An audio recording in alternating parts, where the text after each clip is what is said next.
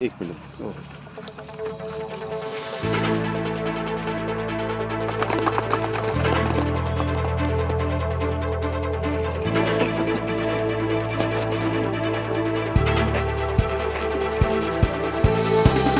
असतात तुमचं जे पीक कर्ज वगैरे गावामध्ये जे किरकोळ विषयावरती थांबले ते आहे अमृतसर तसंच समस्त याच्या संदर्भात लोक अदालतीमध्ये जे आहे, एकदम जलद पद्धतीने मार्ग निघतो आणि दोघं लोकांचा टाइम वाचतो. याच्यामध्ये विशेष करून लोकांच्या सुविधेसाठी जे आहे, लोक अदालतीचे जे आयोजन करण्यात येतो करण्यासाठी या ठिकाणी लोक अदालतीमध्ये त्या पक्षकारांना जर आपण हजर ठेवलं तर त्या ठिकाणी पुन्हा तारखेला जाऊन पुन्हा ती केस लांबवून आणि पुन्हा खिशाला झळ द्यायची गरज पडणार नाही. कारण प्रत्येक तारखेला जावं लागतं. इथे बऱ्यापैकी आपल्याकडे कष्टकरी वर्ग आहे, ज्यांचं हातावर पोट आहे. आज कमवतील तर संध्याकाळी चूल पेटेल अशी अवस्था आपल्या इथे आहे. असं असताना जर त्या ठिकाणी त्या केसमधून, त्या चक्कर मारण्यामधून, त्या वकिलांच्या ऑफिसमध्ये वेटिंग करण्यापासून जर त्यांची सुटका झाली तर नक्कीच त्यांचं या ठिकाणी समाधान होईल आणि त्या समाधानामध्ये आपलाही हातभार लागेल. म्हणून सर्व पोलीस पाटलांना विनंती राहील की 14 मार्चच्या अनुषंगाने जे केसेस आपल्या ग्रामस्तरावरतील समन्स नोटीस निघेल त्या प्रत्येकाला त्याची महत्त्व समजावून सांगायचं आणि त्याच्यामधून कोणत्याही प्रकारे सरांनी सांगितलं की कोणीही हारत नसतो, कोणीही जिंकत नसतो. कारण बऱ्याच कार्यक्रमाचे अध्यक्ष माननीय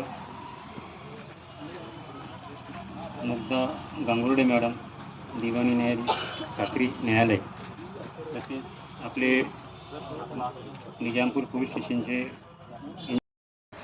तसंच आपण प्रत्येकाने, इथे बसलेल्या प्रत्येक नागरिकाने आपण स्वतःला कधी विचारलं आहे का, समाजामध्ये सुरक्षितता मेंटेन करायचे, लॉ अँड ऑर्डर ज्याला आपण म्हणतो, कायदा आणि व्यवस्था ज्याला आपण म्हणतो, ते कायम ठेवायचं काम फक्त पोलिसांच्या खांद्यावर आहे का? ती जबाबदारी आहे का? आहे की नाही? नाही. मग ती आपल्यावर सुद्धा आहे. मग आपल्यावर कशी आहे? प्रत्येक वेळेस आपण आपल्या अधिकारांबद्दल बोलतो, आपण आपल्या हक्कांबद्दल बोलतो. माझ्यासोबत अन्याय झाला, भारतीय घटनेने, संविधानाने मला हा अधिकार दिला आहे, मूलभूत अधिकार दिला आहे, त्याही पलीकडे मानव अधिकार देखील आहे, ह्युमन राईट्स सुद्धा आहे. हे सगळे अधिकार आपल्यासाठी आहेत, जेणेकरून आपल्याला माणूस म्हणून, नागरिक म्हणून एक व्यवस्थित, डिग्निफाईड, प्रतिष्ठित आयुष्य जगावं म्हणून हे सगळे अधिकार व त्या संदर्भातले कायदा व्यवस्था करून ठेवलेले आहे. पण आपण आपल्या कर्तव्यांबाबत कधी बोलतो का? कधी चर्चा करतो का? As a citizen, as a नागरिक म्हणून आपण काय करतो? साधे जीवनातल्या काही छोटेसे, काही डेली रुटीनचे काही उदाहरण आहे. आपल्याला कुठे बाहेर जायचं असतं, आता बरेचसे इथे जेंट्स मंडळी आहेत, लेडीज पण आहेत. आपल्या गाडीची किल्ली घेतो, टू व्हीलर, फोर व्हीलर काय असेल, गाडीची किल्ली घेतो, आपल्याला जायचं असतं दुकानात, आपण घाईत जातो, आपल्या डेस्टिनेशनकडे जातो.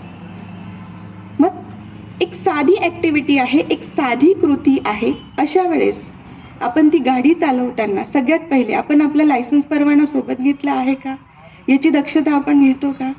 पॅसेंजर्स जेव्हा तुम्ही गाडीच्या मागे कॅरी करतात त्यावेळेस घाई असते, एकाच वेळेस सगळ्यांना त्या स्पॉटला जायचं असतं, म्हणून एकाच वेळेस एका गाडीवर मी बघितलं आहे 3 जण 4 जण अगदी ॲडजस्ट होऊन पण ते जातातच.